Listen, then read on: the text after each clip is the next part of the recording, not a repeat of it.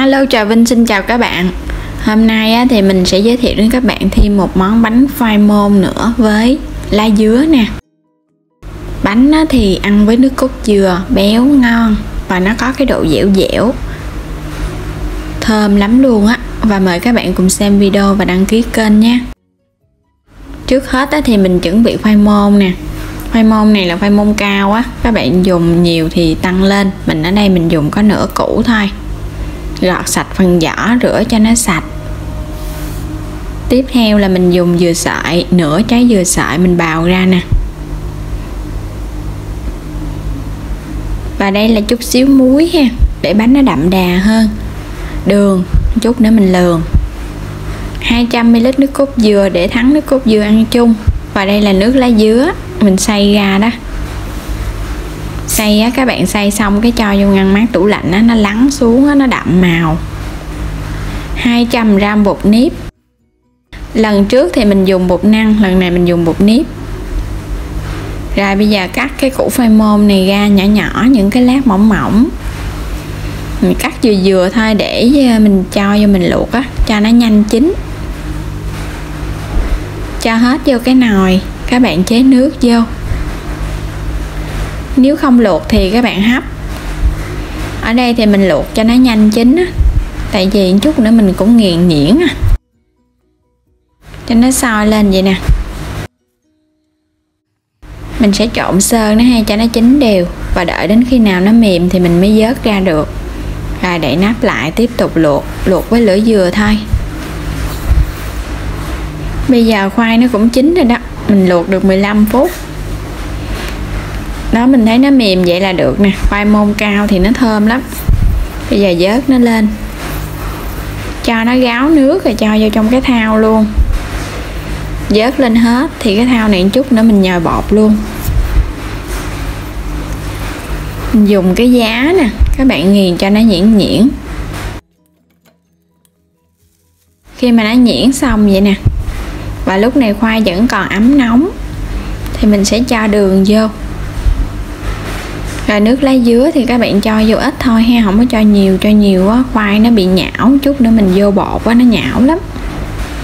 Mình cho vào đây thêm vài giọt màu lá dứa nữa để có cái màu đẹp. Và cho bột vô từ từ. 200g bột nếp. Nhưng mà các bạn cho vô rồi mình bóp mình nhồi nha, không có xài hết. Nhồi đến khi nào mà mình thấy bột nó vừa là được. Chứ nếu cho vô một lần á, lỡ nó hơi bị khô. Rồi mình nhồi thành một cái khối dẻo vậy là được nè. Rắc một chút xíu bột áo lên cái mâm, để khi mà mình vo viên ra nó không có bị dính. Lấy một cục bột vừa vừa thôi và mình vo tròn. Rồi vậy là được nè.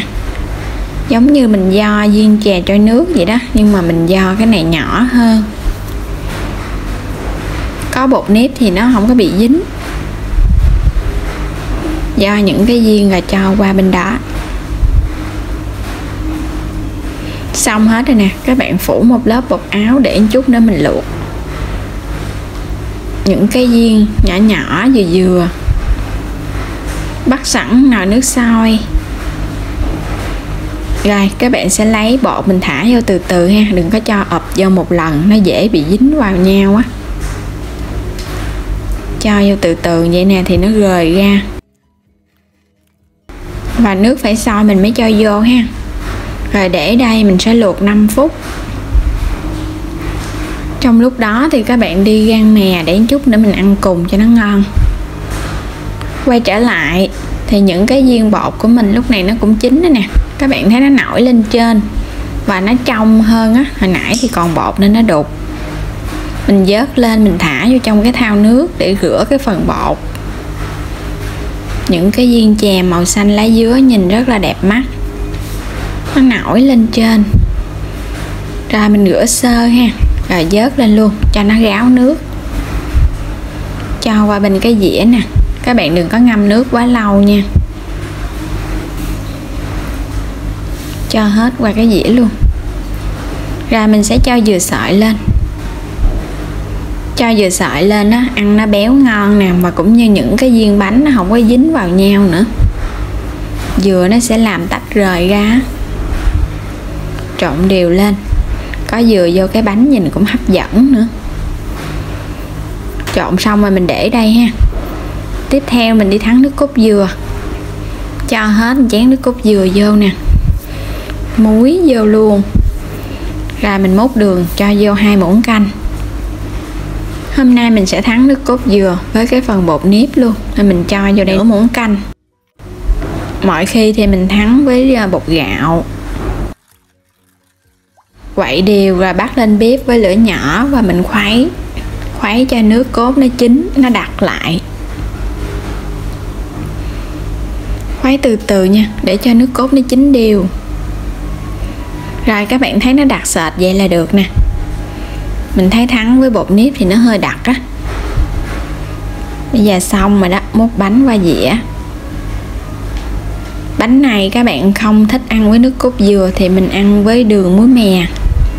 Mình trộn đường muối mè mình ăn giống như xôi ngọt vậy đó, cũng ngon lắm luôn á. Rồi bây giờ mình sẽ cho lên đây một ít đậu phộng rang đập dập và một mè rang hồi nãy mình rang đó. Cuối cùng là chan nước cốt dừa qua bên đây để ăn. Ăn cái này phải có đậu phộng rang và mè rang vô thì nó mới thơm nha. Một món bánh khoai môn với dừa và nước cốt dừa.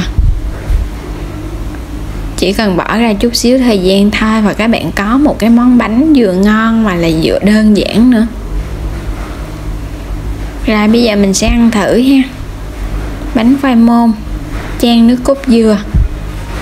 Trong video lần trước thì mình có chia sẻ rồi, nhưng mà công thức mình làm là bột năng, nó sẽ có cái độ dai giòn, và hôm nay mình làm bột nếp, ăn xem coi nó ra sao. Rồi mời các bạn. Cái bánh này á, các bạn nó có cái độ dẻo nhiều hơn và nó không có giòn bằng ăn với bột năng, nhưng mà nó thơm cái mùi lá dứa ngon hơn. Nước cốt dừa nè, dẻo dẻo thơm mùi khoai môn và lá dứa, ngon lắm luôn á. Ăn với nước cốt dừa thì nó béo béo,